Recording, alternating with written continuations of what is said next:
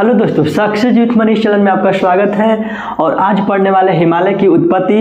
तो इसमें पहला देखिएगा ना, हिमालय की उत्पत्ति में बहुत सारे वैज्ञानिक अपना अपना सिद्धांत दिए हैं, लेकिन हम लोग का प्रमुख दो वैज्ञानिक को देखना है। पहला देख लेंगे कोबर का भूस्खलन और दूसरा प्लेट टेक्टोनिक देख लेंगे।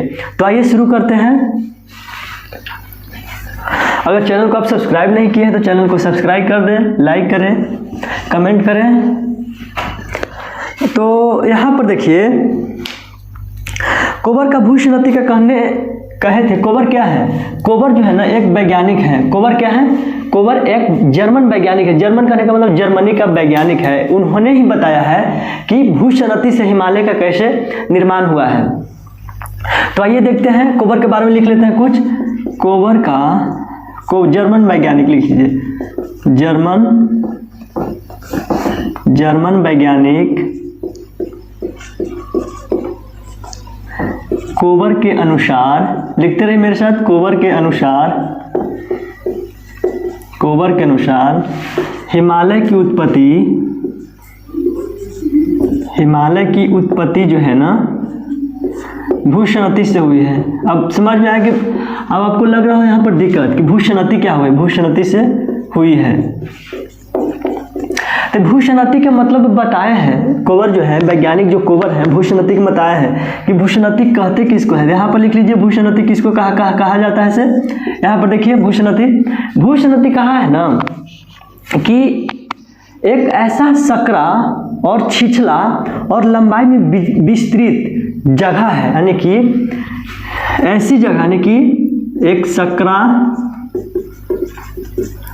सकरा छिछला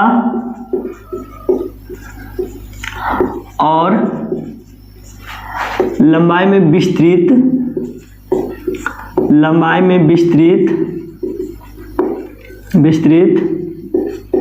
भूमि है, ठीक है, जिस पर भूमि से नदियाँ आकर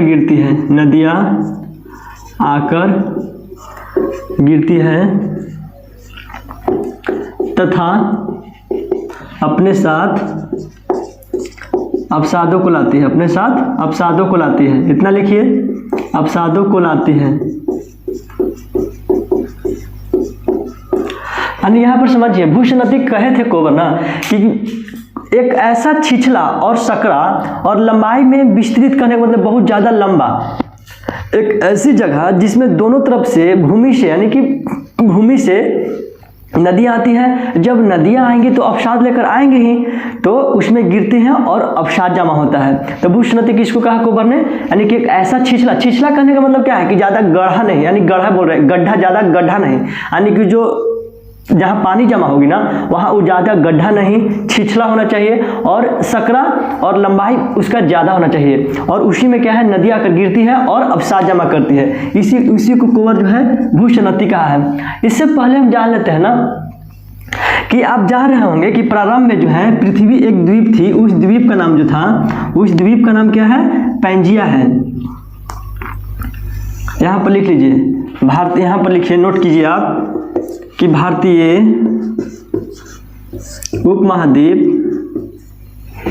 उपमहाद्वीप जो है, उपमहाद्वीप गोंडवाना लाइन का भाग है, ठीक है।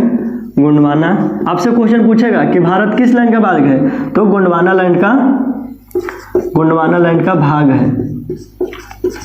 यहाँ पर देखिए, लिख लेते हैं, यानी कि अब देखिए यहाँ पर हिमालय की उत्पत्ति कैसा हुआ। हिमालय की उत्पत्ति यहाँ पर लिखिए, हिमालय की उत्पत्ति देखते हैं। भारतीय उपमहाद्वीप जो है गोंडवाना लाइन का भाग है। अब गोंडवाना लाइन, अंगारा लाइन, पैंजिया का नाम सुने होंगे, इसके बारे में बताते हैं।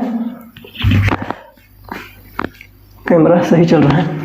भारतीय उपमहाद्वीप गोंडवाना लाइन का, जानते हैं कि प्रारंभ में जो पृथ्वी है एक द्वीप हुआ करती थी, उसका नाम क्या था? ये पैंजिया। यहाँ पर लिख लेते हैं, क्या? पैंजिया। और इसके चारों तरफ जो है समुद्र हुआ करती थी, उसको क्या नाम था? अब जा रहे, इसको क्या नाम था? पैंथालासा। क्या? पैंथालासा। क्या था? महासागर। पैंथालासा क्या है? महासागर। पैंथालासा क्या है? महासागर। और ये महाद्वीप,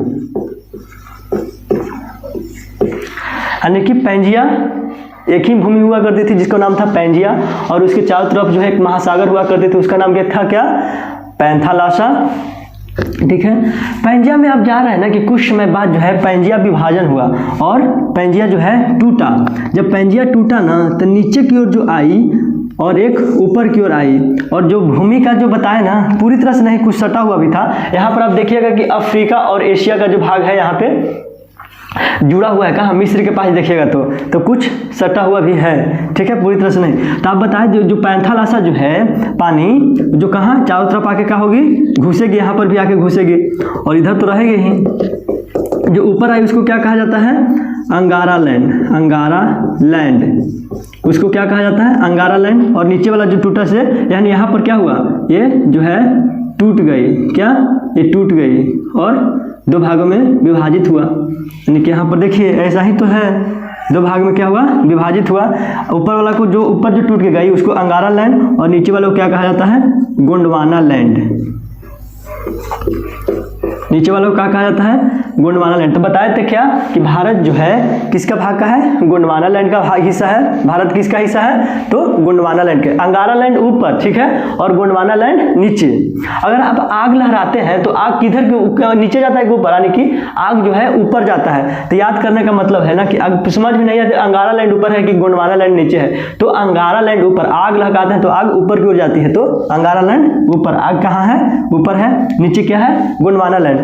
जो टूटा बीचे बीच और यहाँ पर जो दरारें आई ना, ये जो दरार देख रहे हैं इसको जो है कोबर ने इसका नाम पता है क्या दिया, टेथिस सागर। यही वाला जो पानी आके जो दरार में घुसी, इस वाला जो सागर बना एक पतला, उसको क्या कहा, टेथिस सागर, टेथिस सागर। ठीक है, टेथिस सागर एक भूमि हो गई और नीचे भी भूमि। यहाँ पर भूसुनति क्या कोबर ने बताए थे कि एक छिछला जगह है, ज़्यादा गड्ढा भी नहीं है और लंबाई में विस्तृत भी है, और दोनों तरफ से जो है नदियाँ आकर इसमें क्या, जल भी गिरा रही है। ठीक है, जल गिराएगी तो क्या, अवसाद भी जमा होगी। इतना तक आप समझ में आ गए। भूसुनति कहने का मतलब यहाँ पर ये समझाना चाह रहा था कोबर ने। यहाँ पर इतना नोट कीजिए आप।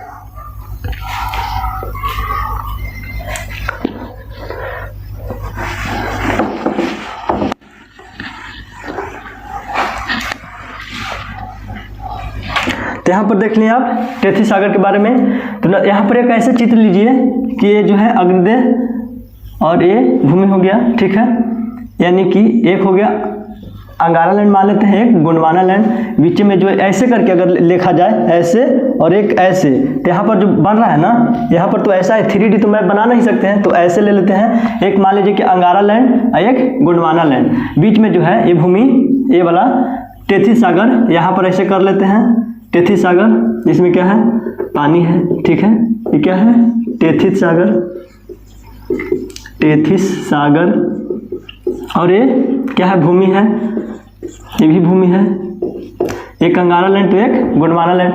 तो भूमि पर से आपको बताए थे कि क्या होगा, नदियाँ आएंगी, नदियाँ इसमें क्या होगी, गिरेगी, दोनों तरफ से नदियाँ आके कहाँ गिरेगी। जब नदियाँ आके गिरेगी तो क्या, अवसाद भी जमा करेगी। तो धीरे धीरे जो है इसमें जो है अवसाद जमा होने लगी, क्या, अवसाद जमा होने लगी। और ये जो टेथिस सागर बना, सकरा जो जगह था ये वाला, क्या हुआ ना कि अवसाद जमा होने से वजन हुआ। जब वजन होगा तो क्या होगा, ये दबेगा, ये नीचे की ओर आएगा। ठीक है, यानी कि इसमें ज़्यादा अगर अवसाद अगर इसमें ज़्यादा जमा हो जाए तो क्या होगा, वजन के कारण जो है ना दोनों भूमि आपस में सटेगी और ये नीचे पतली हो जाएगी। ठीक है, यानी कि पतला कम जगह मिलेगा, इसको पतली हो जाएगी। ठीक है, और इसमें आकर अवसाद जमा होगी। यही समझाना चाह रहा है कोबर, यही कहता है। ठीक है, इसमें आकर अवसाद जमा हुआ और एक ऐसा समय आया ना कि संकुचन या अवतलन के कारण ना धीरे धीरे संकुचन, यानी कि जो भूमि हुआ, ये भी भूमि है, ये टेथिस सागर। ठीक है, और कोबर वैज्ञानिक कहते हैं कि कुछ समय बाद जो है ना अवसाद को जमा होने से वजन हुआ ज़्यादा, और जो यहाँ पर जो है अवतलन या संकुचन के कारण जो है ना जो अवसाद है फोल्ड हो गया। ठीक है, कुछ फोल्ड भी हुए, ठीक, बराबर भी रहे। यानी कि यही जो है अवसाद जो है अवतलन के कारण या संकुचन के कारण जो है ऊपर की ओर, यानी कि एक ऐसा समझिए एग्जाम्पल आप कि यहाँ पे ठीक है दोनों तरफ से भूमि है, ये तेथी सागर, इसमें आई नदियाँ आ रही इधर से और यहाँ पर गिर रही हैं नदियाँ, धीरे धीरे अवसाद लेकर आई, वजन के कारण धीरे धीरे आपस में सटी, गड्ढा हुई, और संकुचन यानी कि दबाव के कारण, अवतलन के कारण जो है ना ये जो अवसाद बताएं, अवसाद जो है ना कि ऊपर की ओर फोल्ड हो गई। अवसाद जो है, अवसाद ऐसे धंसा ना तो अवसाद नीचे की धंसेगा तो कहाँ जाएगा, यानी कि कचरा बीच में है, अवसाद जो है बीच में धंसा हुआ रखा हुआ है और इधर से दबाएं तो कहाँ जाएगी, अवसाद ऊपर की ओर जाएगी।